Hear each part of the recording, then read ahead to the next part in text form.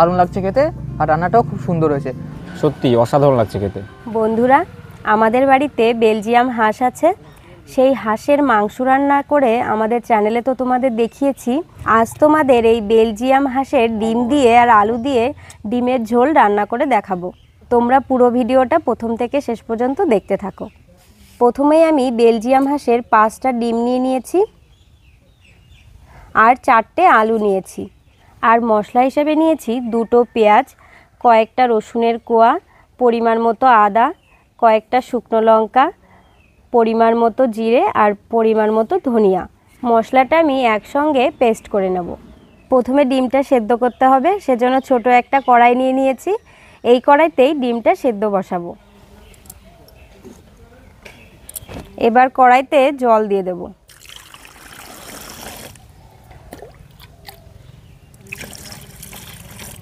উনানে কড়াইটা বসিয়ে দিয়েছি আর আগুন ধরিয়ে দিয়েছি। জলটাও প্রায় অনেকটা গরম হয়ে গেছে।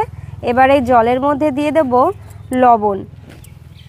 এই লবণ দেওয়াতে ডিমের খোসাগুলো সহজেই উঠে যাবে আর ডিমটাও তাড়াতাড়ি সেদ্ধ হয়ে যাবে। ডিমটা সেদ্ধ হতে হতে এদিকে আলুগুলো সব কেটে নেব।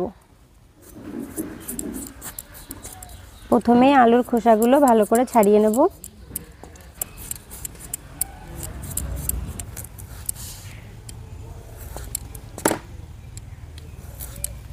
আলুটাকে 4 পিস করে সুন্দর করে কেটে নিলাম।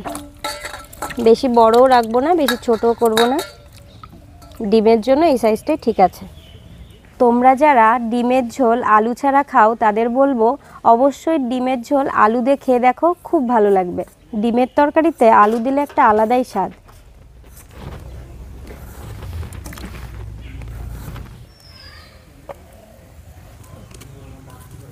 এবার পেঁয়াজগুলো কুচিয়ে নেব।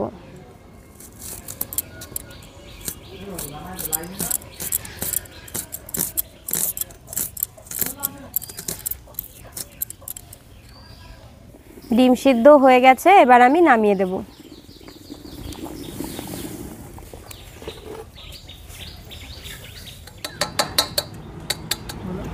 ডিমের খোসাগুলো এবার এক এক করে ছাড়িয়ে নেব।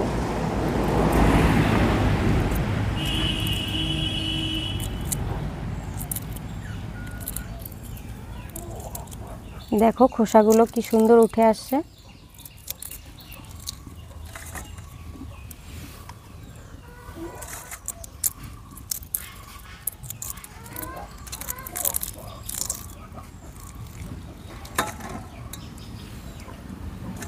উনানে কড়াইটা বসিয়ে দিয়েছি, কড়াই গরম হয়ে গেছে। এবার দিয়ে দেব সরষের তেল।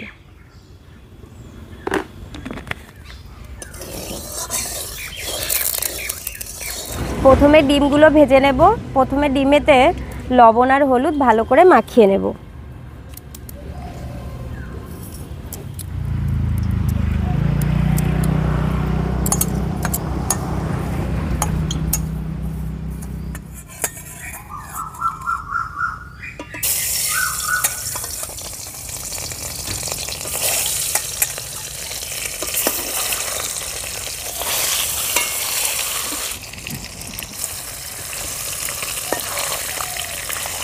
ডিমগুলো ভাজা হয়ে গেছে, এবার আমি তুলে নেব।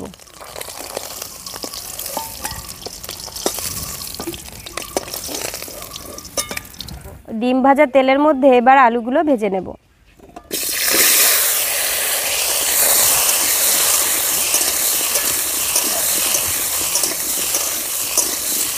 এবার এর মধ্যে লবণ দিয়ে দেব।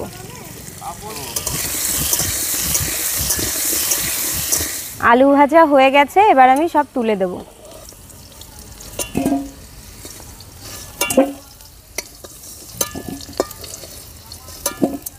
আলু ভাজা তেলের মধ্যে আর একটু পরিমাণ তেল দিয়ে দেব।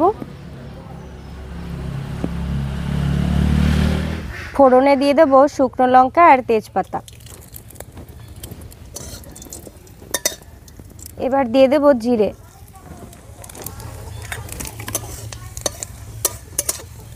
এবার পেঁয়াজ কুচি দিয়ে দেব।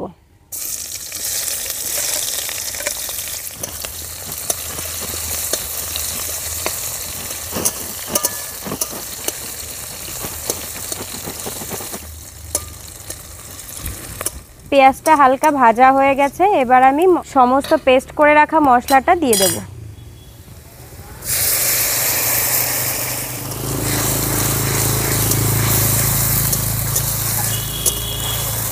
মশলাটাকে ভালো করে কষিয়ে নেব। মশলাটা কষানো হয়ে গেছে, দেখো হালকা তেল ছেড়ে দিয়েছে। এবার আমি ভেজে রাখা আলুগুলো দিয়ে দেব।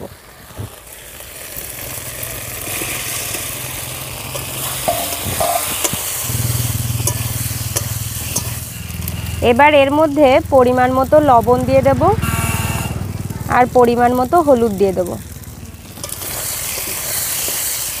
ভালো করে মশলার সঙ্গে আর একটু মিশিয়ে নেব। মশলার সঙ্গে আলুটা ভালো করে কষিয়ে নিয়েছি, এবার জল দিয়ে দেব। পরিমাণ মতো জল দিয়ে দিচ্ছি।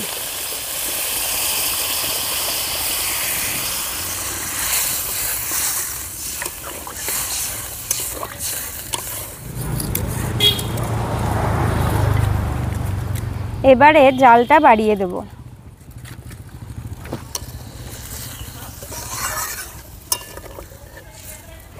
ঝোলে জাল উঠে গেছে, এবার আমি ভেজে রাখা ডিমগুলো দিয়ে দেব।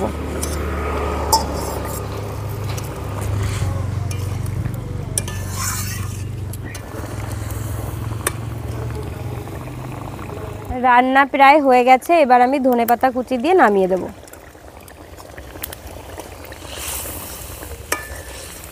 দেখো কালারটা কি সুন্দর হয়েছে।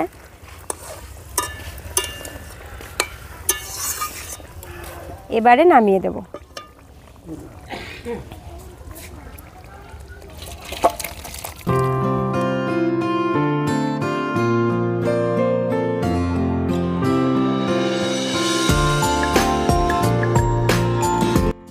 বন্ধুরা, বৌদি আজকে বাড়িতে বেলজিয়াম হাঁসের ডিমের ঝোল রান্না করেছে।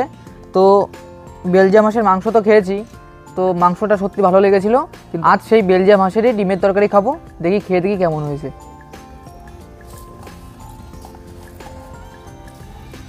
আলুটা খুব সফট হয়েছে, একদম গলে গেছে।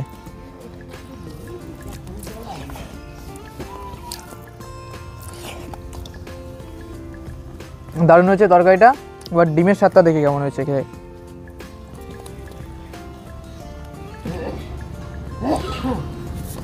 এই ডিমটা অন্য অন্য হাঁসের কিংবা মুরগির ডিম থেকে একটু আলাদা। ওপরের যে সাদা লেয়ারটা ওটা একটা পুরু। তো কেমন হবে খেয়ে দেখি। সত্যি বলতে দেখতেও যেমন আলাদা, খেতেও তেমনি আলাদা। অন্যান্য যে কোনো ডিমের থেকে একটু আলাদা স্বাদ, দারুণ লাগছে খেতে। আর রান্নাটাও খুব সুন্দর হয়েছে।